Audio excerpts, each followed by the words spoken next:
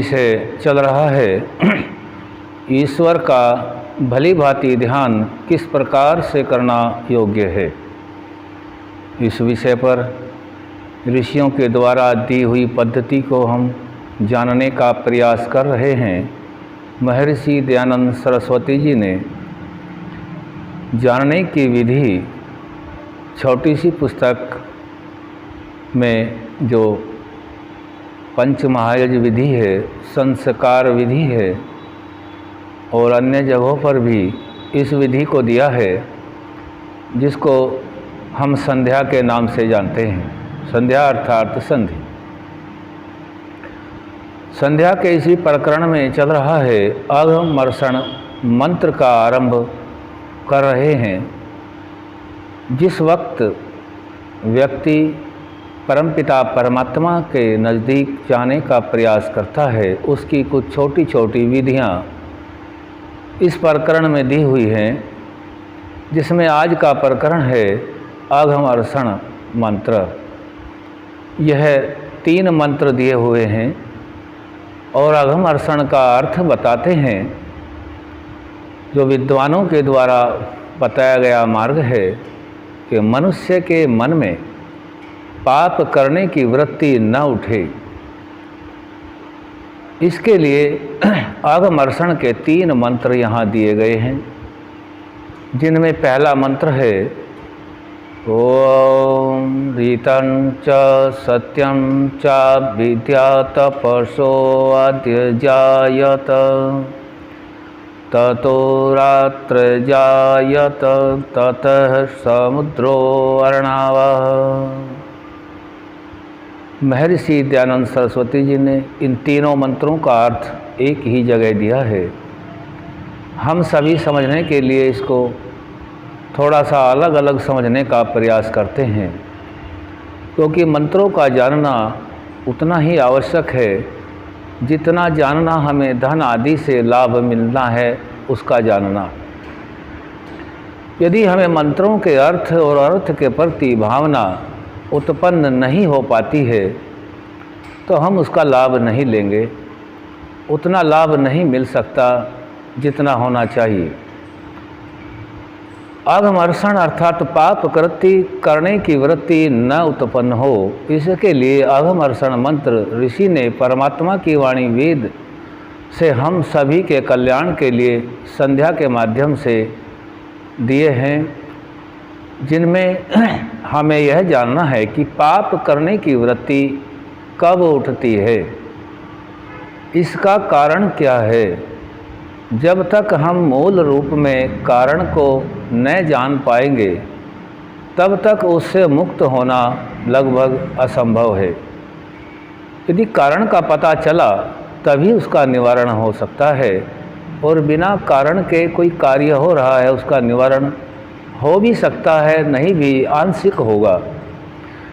इसीलिए हम सभी को यह जानने का प्रयास करना है कि पाप करने की वृत्ति विकारों से उत्पन्न होती है, और आत्मा के लिए मनुष्य के शरीर में उत्पन्न होने वाले बहुत से विकार हैं, जिनमें मुख्य हमने ऋषियों के ज्ञान से जाना है कि क्रोध, अहंकार, लोभ, मोह, और इन सब के मूल में जो होता है वह लोभ होता है।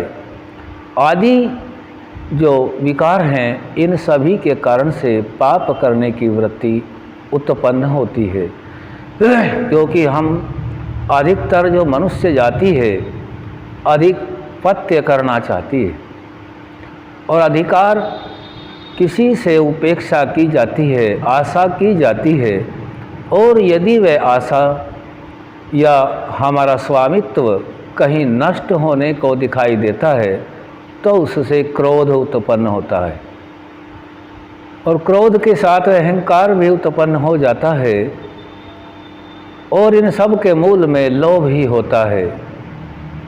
लोभ कई दृष्टि से हम देखते हैं, ऐसा नहीं कि धन का ही लोभ हो, पद का भी लोभ होता है, मान मर्यादा का भी लोभ होता है, और जिससे हमें उम्मीद है कि ये कार्य करेगा, ये मेरे कहने से कर देगा, यदि वह नहीं करता तो वहाँ भी उसके मूल में लोभ ही होता है, इच्छा होती है, कहीं कहीं द्वेष होता है, जिसके कारण से हमारे अंदर पाप की वृत्तियाँ उठती हैं। और पाप की वृत्तियाँ हम भौतिक पदार्थों को एकत्र करने में, भौतिक जीवन के अंदर जितने भी पद प्रतिष्ठा धन संपन्न पदार्थ आदि हैं उनको लेकर के होती है।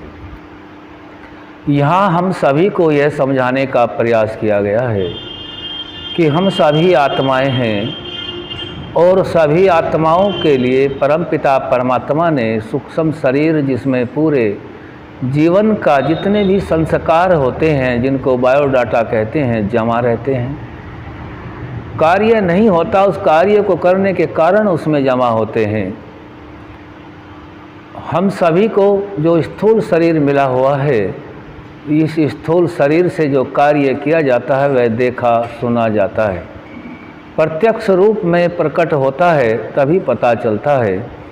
तो हम सभी यह जान लें कि जितना भी आत्मा के लिए साधन, जो अति महत्वपूर्ण साधन शरीर है, जब इसी को परमात्मा बनाते हैं, इस शरीर को चलाने के लिए, जीवन यापन करने के लिए जितना भी ब्रह्मांड के अंदर पदार्थ आदि द्रव्य है, सभी कुछ उसी परमात्मा का बनाया हुआ है और उसी से उत्पन्न हुआ है। यदि हम इस सभी को पूर्ण रूप से अपने अंदर धारण कर लें, यह तो सब परमात्मा का है और मैं एक आत्मा हूँ, यहाँ केवल धर्मानुसार भोग करके मुझे सद्गति को प्राप्त होना है, उत्तम कर्म करने हैं, जिससे परिवार, समाज, राष्ट्र और विश्व का कल्याण होता है। ऐसे सभी कार्य मुझे करने हैं। जिस प्रकार से परमपिता परमात्मा मानव मात्र के कल्याण के लिए सृष्टि का सृजन करते हैं, ठीक उसी में मुझे वर्तना है। तो इसमें मंत्र दिया गया है, परमात्मा की महिमा, परमात्मा का दिया हुआ अपार ज्ञान, परमात्मा के प्रति श्रद्धा उत्पन्न करना, इन मंत्रों का मुख्य उद्देश्य है कि व्यक्ति किसी भी वस्तु पदार्थ को अपना न समझे और इससे भोग तो करता रहे, लेकिन इसमें लिप्त न हो और श्रद्धा पूर्वक इनको अपने आचरण में लावे। यही इन मंत्रों का भाव है। तो पहला ही मंत्र का अर्थ दिया गया है, ओम ऋतम च सत्यम। ऋतम का अर्थ है ज्ञान में, परमात्मा के जो ज्ञान में है उससे वेद उत्पन्न हुए हैं। हमें वेद को जानना है, क्योंकि कोई भी वस्तु पदार्थ के बारे में जानना मनुष्य के लिए तब तक असंभव होता है यदि उसे कहीं बाहर से वह ज्ञान नहीं मिलता। मनुष्य अपना स्वयं का ज्ञान नहीं रखता है, सभी कुछ तो बाहर से सीखता है, चाहे माता पिता, आचार्य, विद्वान, किसी से भी सीखे, लेकिन वह स्वयं का नहीं होता। मनुष्य तो केवल प्राप्त करता है, क्योंकि आत्मा को परमात्मा की व्यवस्था से प्राप्त करने के लिए साधन रूपी शरीर दिया हुआ है और इससे वह प्राप्त करता है, जिससे आत्मा की शांति, तृप्ति और उन्नति होती है। ऋतम, ऋतम का अर्थ है कि ज्ञान जो हम सभी का उद्देश्य होता है, प्रत्येक मनुष्य ज्ञान को प्राप्त करना चाहता है। वही परमात्मा पूर्ण ज्ञानी है।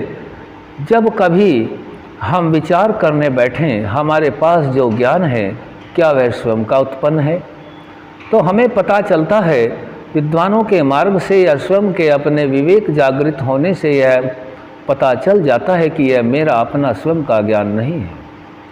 चाहे मेरे अंदर अच्छे प्रकार का भौतिक ज्ञान हो या भौतिक कार्यों में उन्नति में बाधा पैदा करने वाला ज्ञान हो, वह सभी तो मैंने प्राप्त किया है। और मैं पवित्रता के आधार पर यह भी जान सकता हूँ, इतना भी मुझे संभव है कि यह ज्ञान कहीं ना कहीं से अवश्य आया है। माता पिता को भी कहीं से मिला है, आचार्यों को भी कहीं से मिला है और ऋषियों मुनियों को भी कहीं से प्राप्त हुआ है। इन सब की प्राप्ति का स्रोत, मूल कारण क्या है? जब सृष्टि का आरंभ होता है तब तो इसका अर्थ है कोई ज्ञान मनुष्य को नहीं होना चाहिए। तो वह ज्ञान सिवाय परमात्मा के और कौन दे सकता है? इसी प्रकार से सृष्टि का सृजन भी है। सृष्टि का सृजन भी परमपिता परमात्मा ही करते हैं। तो इसीलिए हमें ऋतम के अर्थ से यह जान लेना है, ऋतम, कि यह जो ज्ञान हम प्राप्त करते हैं वह परमात्मा ज्ञानमय है। क्योंकि सारा का सारा जितना भी ब्रह्मांड के अंदर पदार्थ उत्पन्न हुआ है और जो विद्यमान है वह सभी व्यवस्थित है। उसमें जहाँ तहाँ कोई भी अव्यवस्था नहीं है। अव्यवस्था यदि है तो वो मनुष्य के अज्ञानता के मिथ्या ज्ञान के कारण होती है, अविद्या के कारण होती है। पूर्ण ज्ञानी पूर्ण विद्यावान तो परमपिता परमात्मा सब सामर्थ्य से युक्त है, ज्ञानवान है, तभी तो इस पूरे ब्रह्मांड का ज्ञान के आधार पर सृजन किया गया है। रीतम, जितना भी परमात्मा के द्वारा दिया गया ज्ञान है वे वेद के माध्यम से ही मनुष्यों को प्राप्त होता है। च सत्यम, और सत्यम का अर्थ है कि जितना भी यह प्रकृति रूपी पदार्थ है इससे जो हम भोग करते हैं, यह सारा का सारा प्रकृति रूप जितना भी भोग ऐश्वर्य प्राप्त करने के लिए साधन है, इसका भी देने वाला परम पिता परमात्मा है। इस प्रकार से यदि हम परमात्मा का ग्रहण करते हैं, परमात्मा को ज्ञान से जानते हैं, अंतःकरण से जानते हैं, ऋषि मुनियों के बताए मार्ग के अनुसार ही उसका अनुसरण करने का प्रयास करते हैं, तो हमारे अंदर से क्रोध, अहंकार, अभिमान और लोभ आदि दुर्गुणों का अक्षय होता है।